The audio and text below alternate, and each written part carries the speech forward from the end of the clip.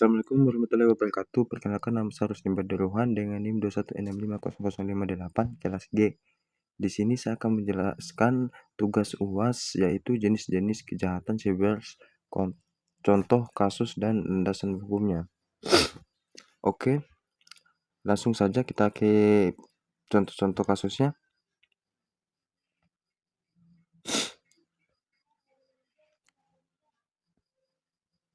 Contoh kasus yang pertama yaitu pencurian data bank syariah. Kelompok peretas asal Rusia bernama Lockbit mengklaim bahwa melumpuhkan salah satu server bank syariah Indonesia BCI pada bulan Mei 2003. Kelumpuhan server tersebut membuat aplikasi mobile bankingnya tidak bisa diakses oleh nasabah. Selain itu, BCI juga kehilangan sebanyak 15 TB dan data, termasuk data pribadi nasabah. Karyawan kasus ini dikenal sebagai Rosemary karena Lockbit meminta sejumlah uang agar data tersebut dikembalikan jika tidak ingin dijual ke Darwin. Yang kedua, kasus BPJS Kesehatan Mei 2021. Itu pada akhir Mei, milik Badan Penyelenggara Jaminan BPJS Kesehatan yakni BPJS Kesehatan Go.id diduga di atas bentuknya data memiliki 279 juta penduduk Indonesia diduga bocor dan dijual di forum online bernama Right Formus. Data yang dijual seharga 0,15 Bitcoin, yaitu sekitar Rp 84 juta kurs 8/20 Mei 2021 tersebut berisi nik, nomor ponsel, email, alamat hingga gaji menurut pendalaman yang dilakukan oleh Kementerian Komunikasi dan Informasi Kemenham. Kumpulkan bahwa sampel data tersebut diduga kuat identik dengan data milik BPJS Kesehatan. Yang ketiga, kasus asuransi BRI Life Juli 2021, yaitu pada 2021 gelang perusahaan asuransi BRI Life yang jadi korban peretasan insiden dan membuat sekitar 2 juta data nasabah BRI Life diduga bocor dan dijual. Jadi nomor wajib, akte kelahiran hingga rekam.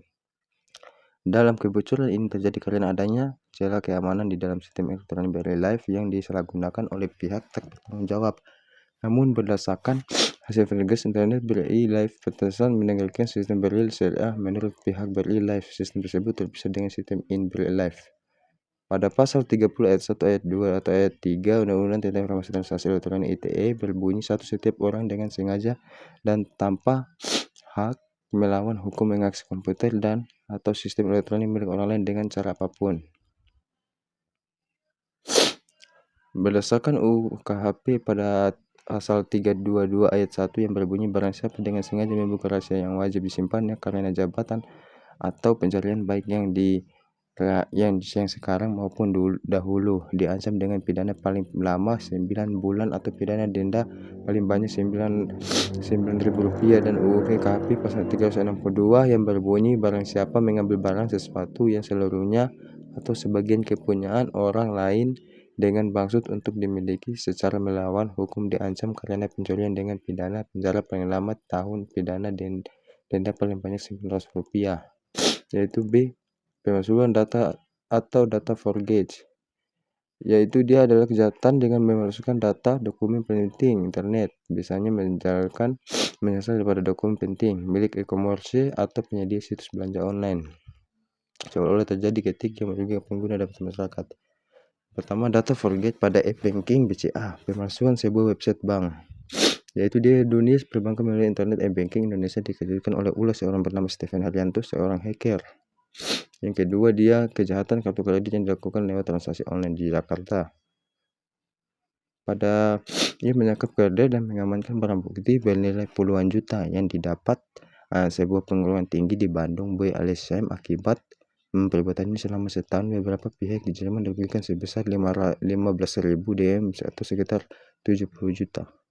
Padahal beberapa waktu lalu juga menyadap kartu kredit dan 2 upload pembayaran pada saat data berjalan ke bank-bank tertentu. Itulah data dicuri akibat banyak laporan pemegang kartu kredit yang mendapatkan tagihan terhadap transaksi yang tidak pernah dilakukan.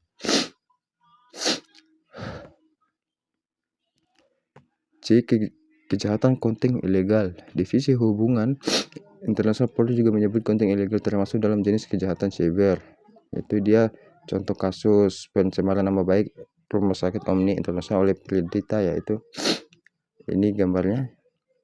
yaitu menarik hukuman atau sanksi untuk beberapa kasus seseorang yang terlibat dalam illegal konten ini ialah hanya penyebar atau yang melakukan proses unggah saja, merujuk pada pasal 310 ayat 1 KUHP.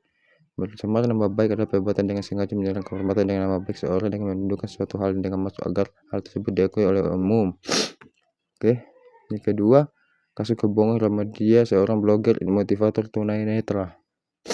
Ramadhya seorang tunanetra yang pernah 2 kali menjadi bintang tamu di acara Notabene. Dipercaya Kik Andi memiliki suatu kelebihan yang bisa mengoperasikan komputer dengan sangat baik dan juga pada bab 3 penutup, kesimpulannya aksi ilegal adalah kejahatan dunia maya cyber alarm yang menggunakan komputer sebagai sarana atau objek utama dalam melakukan pencurian data jaringan dan pembobolan situs. Kejahatan yang menjadikan sistem fasilitas teknologi informasi sebagai sasaran atau objek, misalnya pencurian data pribadi, pembuatan penyebaran virus, pembobolan situs dan sebagainya. Melakukan pencurian jaringan rahasia milik orang lain, maka secara langsung seseorang subjek hukumnya telah melakukan aktivitas yang disebut dengan cybercrime. Menggunakan komputer sebagai fasilitas utama yang menjadi sistem fasilitas teknologi informasi sebagai sasaran dan objek aset ilegal merupakan perbuatan hak. Oke, baik. Itu saja penjelasan dari saya. Mungkin ada yang kurang jelas atau mungkin terlalu cepat. Mohon dimaafkan. Wabillahi taufiq hidayah. Wassalamualaikum warahmatullahi wabarakatuh.